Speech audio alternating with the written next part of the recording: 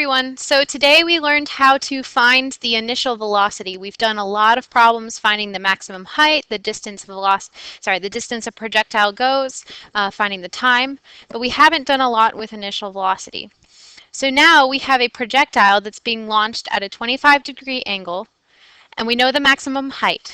We also know the time, and we want to find that initial velocity. So just like every other problem, I want to get some sort of diagram down. And since they didn't indicate anything about a different height, I'm going to assume this is being launched from ground level and that it will eventually land on ground level. So if I'm standing here, I will have an angle of 25 degrees, and my drawing's not quite to scale. And then I know that that will have some initial velocity. I don't know what it is, so I'm going to label it VI. And that projectile is going to follow that parabolic trajectory. And we know that it's going to eventually hit the ground. But that's not what the problem is asking for. We know a maximum height of 3.2 meters. So what that means is that we're looking at wherever it reaches the apex, or the highest point.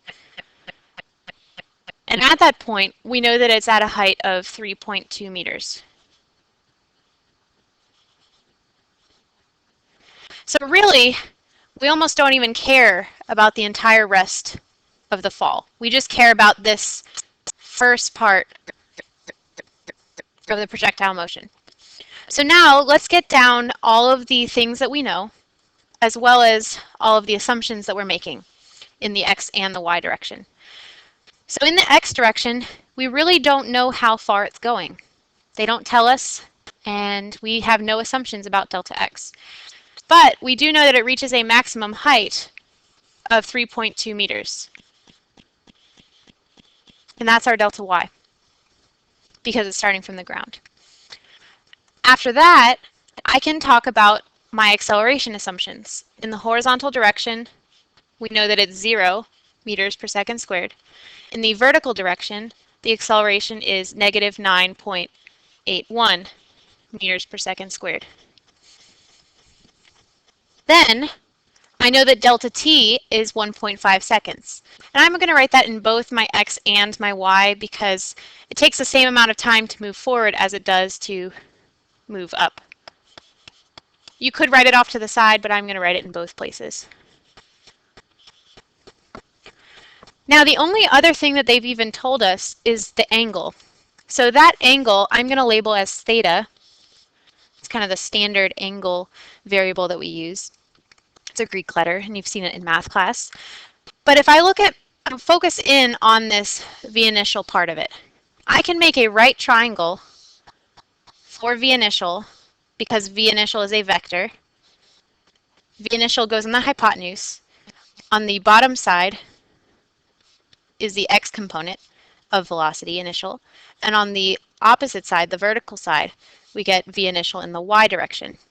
Now it's very important that you don't get tempted to label this triangle with distance because we're still looking at only the vector v initial, so the sides should be velocity as well. They're just in the x component and the y component. So even though I have no idea what v initial is, I'm going to write an expression for v initial in the x direction and v initial in the y direction. In the x direction, that is the adjacent side, and we know from geometry that the adjacent side, we are going to use cosine to find it. So this is VI cosine of the angle 25 degrees. And that's okay to write just the expression without knowing what v initial is. Same thing for the y. V initial in the y direction is going to be v initial sine of 25. So right now, if you notice, we have two things on the left-hand side, 2 bits of information, 1, 2, and then we have a third bit of information that's an expression, and another assumption, this is v final in the x direction. But in the y direction, we have 1, 2, 3 bits of information, and then a fourth expression. And we learned at the very beginning with chapter 1 that if we have 3 bits of information with constant acceleration and we're looking for a fourth, we can use one of those equations. So I'm going to write down all 4 of those equations that we knew from chapter 1. And this could be something that you always want to do in the beginning of a test, like the one we're having on Friday. So delta x is that. Another equation for delta x, 1/2 acceleration delta t squared plus v initial delta t. V final is acceleration delta t plus v initial, and then v final squared is v initial squared plus 2a displacement. Okay, so now looking, I have delta y, acceleration, delta t, and really v initial in the y direction. So the only equation that uses all 4 of those is the second equation. And since it's delta y, not delta x, I'm going to write it with delta y equals 1/2 acceleration delta t squared plus v initial delta t. So now plug in everything we know. So we know 3.2, I'm going to leave off units, 1/2 negative 9.81 delta t squared. Oops, sorry, delta t, we do know that. So I can plug in the delta t.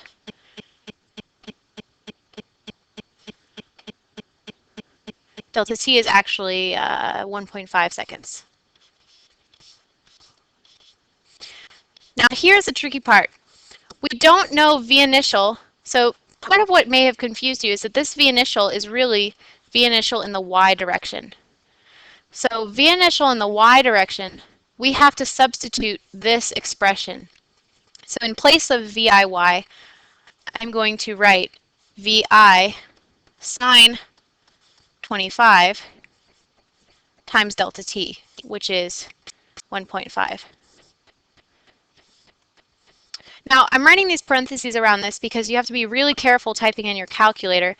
If you just put sine 25 times 1.5, it's actually going to put that 1.5 inside of sine, which you don't want. So in order to solve this problem, you could try to type it all in your calculator at once, or you could kind of simplify each step, and that's what I'm going to do. So I'm going to do the 1/2 times 9.81 times 1.5 squared. Be sure that's in parentheses. And so we get 3.2 equals, it ends up being 11.03625. You can do sig figs at the end if you really want to. I'm going to do it as I track along. And since 1.5 has 2 sig figs, I'm going to round this to 11 plus, and then VI sine 25 1.5. So I'm going to actually calculate sine 25, multiply that by 1.5, and that has 2 sig figs, and so therefore I'm going to write down 0.63. Now don't forget that this is times VI. It's not just a number, it's tied to V initial. So now it's a simple linear equation. You guys have done this type of thing many, many times. And so I'm going to subtract 11 from both sides. And I get negative 7.8 equals 0.63 times V initial. So now I'm going to divide both sides by 0.63. And I end up getting that V initial is negative 12.38. But again, keeping 2 sig figs, this is really negative 12 meters per second. So now you may be wondering, what is this negative going on? Why is it negative? Did I do something wrong? And we want to figure that out. So looking back at the assumptions, delta y is 3.2 meters. Well, that's correct because it's going up. Acceleration is negative as it should be. Delta t is positive as it should be. So I wonder what might be going wrong.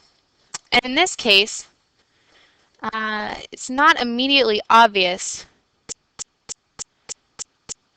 I'm wondering if I gave a problem that doesn't work out. This is not fun. Doesn't make any sense.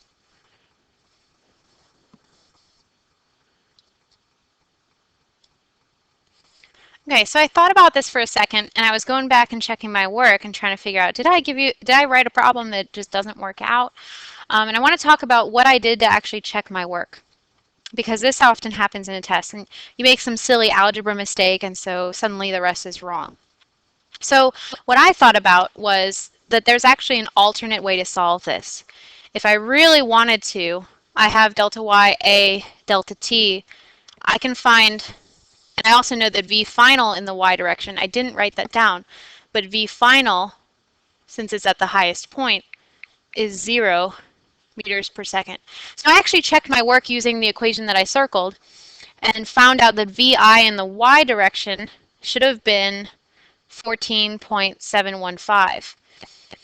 Then I plugged that in here to find VI and found out that VI should have been 34.8. So I was really confused and was like, okay, so this problem works.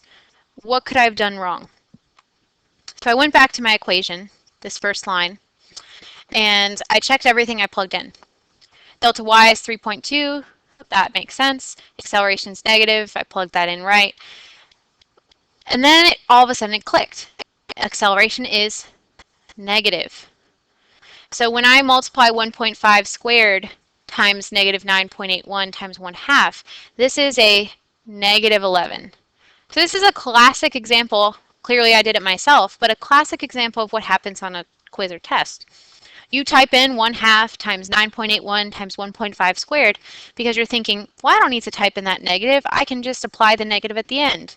But then somehow you forget to actually write down that that was a negative answer. So now instead of subtracting 11 from both sides, I have to add that. So some of you were like, Miss Peters, I caught that all along. Well, let's fix it. And if you're in class, that's when you've been like, Miss Peters, shouldn't I add? Shouldn't that be negative? And that's why I appreciate having you guys here instead of just teaching all by my lonesome. So this is 11 plus 3.2 is 14. It is the end of the day for me. Clearly, brain is not working as well.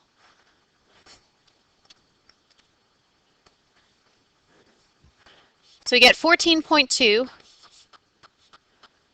equals 0.63 V initial. Divide both sides by 0.63, and we end up getting 22.54. But sig figs, this rounds to 23.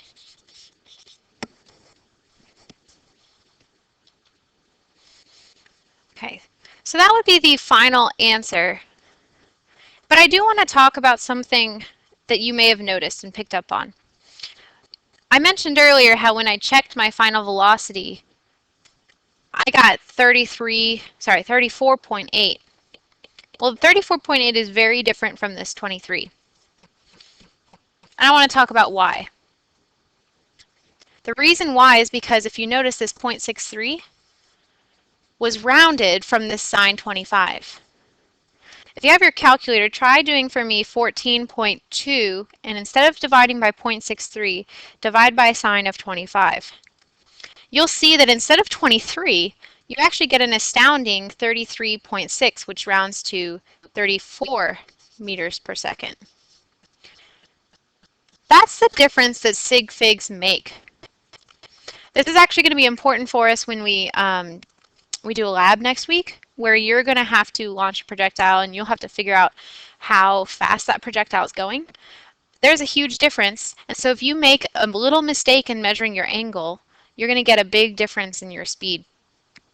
On the test, which I know is more pressing for you guys, I'll accept either answer. If you're, instead of doing sig figs as you go along, if you keep this exact value of sine of 25, I'll accept that answer of 34 meters per second. So if you're doing sig figs, a good guideline is for number type things. Keep track of sig figs as you go along. But if you're dealing with sine and cosine, you can leave those as exact values. So sorry this was a little bit longer, but Um, some of you may have tuned out already.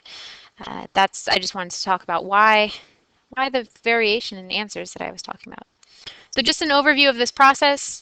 Make sure you write down your diagram, your knowns, and when you know the angle and the maximum height, you only need one equation.